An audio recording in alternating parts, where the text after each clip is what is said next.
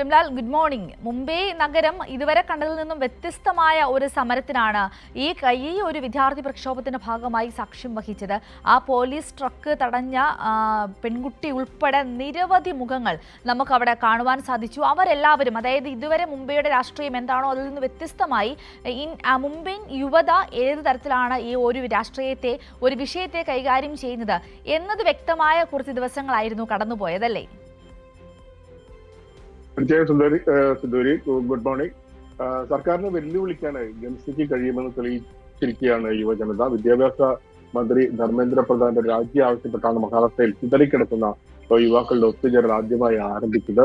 മുംബൈയുടെ ഹൃദയഭാഗത്ത് ഒരു ദൈനംദിന പ്രതിഷേധ പ്രകടനമായി പിന്നീട് അത് മാറുകയായിരുന്നു.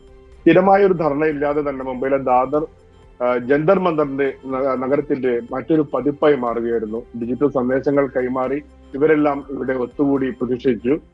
തങ്ങളുടെ ഐക്യത്തിലൂടെ യുവാക്കൾ ഇന്ത്യയുടെ ജനാധിപത്യ ചരിത്രത്തിൽ ഒരു സുവർണ അധ്യായം എഴുതി ചേർത്തിരിക്കുകയാണെന്ന് പറയാം. യുവജന പ്രക്ഷോഭം രാജ്യവ്യാപക പ്രസ്ഥാനമായാണ് പരിണമിച്ചത്. അക്ഷരാർത്ഥത്തിൽ ഇത് BJPയും ഇന്ത്യയും തമ്മിലുള്ള ഒരു പോരാട്ടമായി യുവാക്കൾ മാറ്റുകയായിരുന്നു. കൈകളിൽ ത്രിവർണ്ണ ദേശീയ പതാകയുമായി മുംബൈ നഗരം ഒറ്റ സ്വരത്തിലാണ് ശബ്ദമുയർത്തിയത്, അല്ലെങ്കിൽ സംവദിച്ചത്. ഇന്ത്യയുടെ മുംബൈയുടെ ഒരു സമരചരിത്രം പരിശോധിച്ചാൽ ഒരു കാലത്ത് സംഘടിത സമുദായ പ്രക്ഷോഭങ്ങളും തൊഴിലാളി സമരങ്ങളും കർഷക പ്രതിഷേധ റാലികളും നഗരത്തെ കീഴടക്കിയിരുന്നു. 2017 മറാഠ ക്രാന്തി മോർച്ച, കർഷക സമരങ്ങൾ, തൊഴിലാളി പ്രക്ഷോഭങ്ങൾ, ഒന്നിനൊന്നും പിന്നിൽ വ്യക്തമായ സംഘടനകളും നേതൃത്വം ഉണ്ടായിരുന്നു. എന്നാൽ ഇത്തവണ നീറ്റ് പ്രതിഷേധത്തിന്റെ കാഴ്ച വളരെ വ്യത്യസ്തമായിരുന്നു. വിദ്യാർത്ഥികൾ, യുവാക്കൾ, രക്ഷിതാക്കൾ, സാധാരണക്കാർ, കൂടാതെ ബോളിവുഡിലെ താരങ്ങൾ, സോഷ്യൽ മീഡിയയിലൂടെ പരസ്പരം ബന്ധപ്പെടുകയായിരുന്നു. ഇവരെല്ലാം വിവിധ ഇടങ്ങളിൽ ഒരുമിച്ചെത്തിയ പുതിയൊരു പ്രതിഷേധ സംസ്കാരമാണ് മുംബൈയിൽ അക്ഷരാർത്ഥത്തിൽ കാണാനായത്. ദാദറിൽ ഒത്തുകൂടിയത് ആയിരക്കണക്കിന് യുവാക്കളാണ്. മുംബൈയുടെ വിവിധ ഭാഗങ്ങളിൽ നിന്നെത്തിയവർ, വ്യത്യസ്ത ഭാഷകൾ സംസാരിക്കുന്നവർ, വ്യത്യസ്ത വിശ്വാസങ്ങൾ പിന്തുടരുന്നവർ, വ്യത്യസ്ത വിദ്യാഭ്യാസ സ്ഥാപനങ്ങളിൽ പഠിക്കുന്നവർ. എന്നാൽ എല്ലാവരുടെയും ആവശ്യം ഒന്നായിരുന്നു: നീറ്റ് പരീക്ഷയിലെ ക്രമക്കേടുകൾക്ക് ഉത്തരവാദിത്തം വേണം, ചോദ്യപേപ്പർ ചോർച്ചയിൽ നടപടി വേണം, പരീക്ഷാ സംവിധാനത്തിൽ സുതാര്യത വേണം. അവരുടെ ഭാവിയെ കുറിച്ച് അവർ വളരെയധികം ആശങ്കപ്പെട്ട രീതിയിലായിരുന്നു പ്രതിഷേധങ്ങൾ നടന്നത്. ഈ പ്രതിഷേധത്തിന്റെ ഏറ്റവും ശ്രദ്ധേയമായ പ്രത്യേകത രാഷ്ട്രീയ പ്രസംഗങ്ങളെക്കാൾ കൂടുതൽ ശ്രദ്ധ നേടിയത് പ്ലക്കാർഡുകളായിരുന്നു. പരിഹാസം, നർമ്മം, കൃത്യമായ വാക്കുകൾ, ജൻസി ഭാഷയിലായിരുന്നു പ്രതിഷേധം നടന്നിരുന്നത്. പ്ലക്കാർഡുകളും മുദ്രാവാക്യങ്ങളും ഇവയ്ക്കാണ് പുതിയ തലമുറയുടെ പ്രതിഷേധ ആയുധമായി കാണാനായത്. നേതാക്കളെ പുകഴ്ത്തുന്ന മുദ്രാവാക്യങ്ങൾ എവിടെയും കാണാനായില്ല. പാർട്ടി കൊടികൾ ഉണ്ടായിരുന്നില്ല, പകരം ദേശീയ പതാകകളായിരുന്നു ഏന്തിയായിരുന്നു ഇവരുടെ പ്രതിഷേധം. ശിവസേന, UBT, മഹാരാഷ്ട്ര നവനിർമ്മാണ സേനയും പങ്കെടുത്ത പ്രതിഷേധ യോഗങ്ങളിലും പാർട്ടി കൊടികൾ അവർ മനഃപൂർവ്വം ഒഴിവാക്കിയിരുന്നു. ദേശീയ പതാക ഏന്തിയ പ്രവർത്തകരും പങ്കാളികളായിരുന്നു.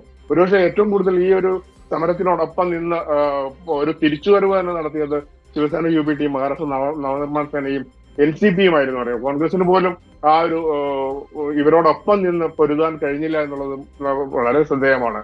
മുംബൈയുടെ പ്രതിഷേധ രാഷ്ട്രീയത്തിൽ പുതിയൊരു കാഴ്ച തന്നെയായിരുന്നു ഇത്. മുംബൈയിൽ നടന്ന യുവജന പ്രക്ഷോഭത്തോടൊപ്പം ചേർന്ന് രാഷ്ട്രീയ നേട്ടമുണ്ടാക്കിയത് ശരിക്ക് ഈ പറഞ്ഞ താക്കറെ കസിൻസും ശരത് പവാർ പക്ഷവുമാണ്. എന്നാൽ ഇവിടെ ഉയരുന്ന പ്രധാന ഒരു ചോദ്യം ഒരു മന്ത്രിയുടെ രാജിയോടെ ഈ സമരം അവസാനിക്കുമോ എന്ന് തന്നെയാണ്. പരീക്ഷാ സംവിധാനത്തിലെ യഥാർത്ഥ പരിഷ്കാരങ്ങൾ ഉണ്ടാകുമോ? ചോദ്യപേപ്പർ ചോർച്ചയുമായി ബന്ധപ്പെട്ട വിദ്യാർത്ഥികളുടെ ആവശ്യങ്ങൾ എങ്ങനെ പരിഹരിക്കും? പ്രക്ഷോഭവുമായി ബന്ധപ്പെട്ട കേസുകൾ പിൻവലിക്കുമോ?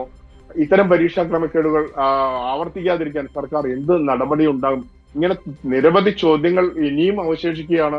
ധർമ്മേന്ദ്ര പ്രധാന്റെ രാജിയോടെ പ്രതിഷേധത്തിന്റെ ഒരു ഘട്ടത്തിന് അവസാനമായെങ്കിലും രാജ്യത്തെ പരീക്ഷാ സംവിധാനത്തിൽ സമഗ്രമായ പരിഷ്കാരങ്ങൾ വേണമെന്ന ആവശ്യം ഇപ്പോഴും ശക്തമാണ്. മുംബൈയിലെ ഈ ആഘോഷങ്ങളും പ്രതിഷേധങ്ങളും ഒരു രാഷ്ട്രീയ വിജയത്തിന്റെ ആഘോഷം മാത്രമല്ല, ഒരു പുതിയ തലമുറയുടെ ശബ്ദം, സോഷ്യൽ മീഡിയയിലൂടെ രൂപപ്പെടുന്ന പുതിയ പ്രതിഷേധത്തിന്റെ സംസ്കാരം, അതിന് ദേശീയ തലത്തിൽ സ്വാധീനം ചെലുത്താൻ കഴിയുമെന്നതിന്റെ സൂചന കൂടിയാണ് സിന്ധൂരി ഈ കഴിഞ്ഞ ദിവസങ്ങൾ നമുക്ക് ഇവിടെ കാണാനായത്.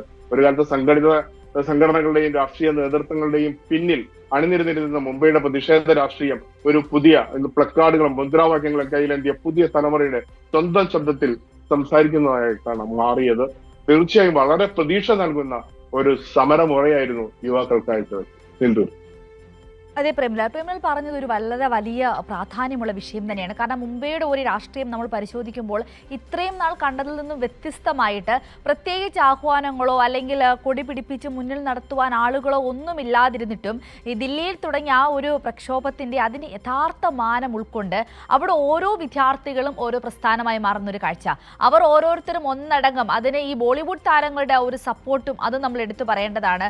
അറസ്റ്റ് ചെയ്യപ്പെടേണ്ട സാഹചര്യം പോലും ഉണ്ടായിട്ടും അവരെല്ലാം എല്ലാവരും ആ ഒരു ഹിന്ദി സിനിമാ ലോകം പൂർണ്ണമായും ഈ വിദ്യാർത്ഥികൾക്ക് യുവതയ്ക്കൊപ്പം നിന്ന ഒരു കാഴ്ചയ്ക്ക് കൂടിയാണ് നമ്മൾ വേദിയായതല്ലേ? തീർച്ചയായും സൽമാൻ ഖാൻ അടക്കമുള്ളവർ വളരെ പ്രത്യക്ഷത്തിൽ പിന്തുണയുമായി എത്തിയത് വലിയൊരു കാര്യം തന്നെയാണ്.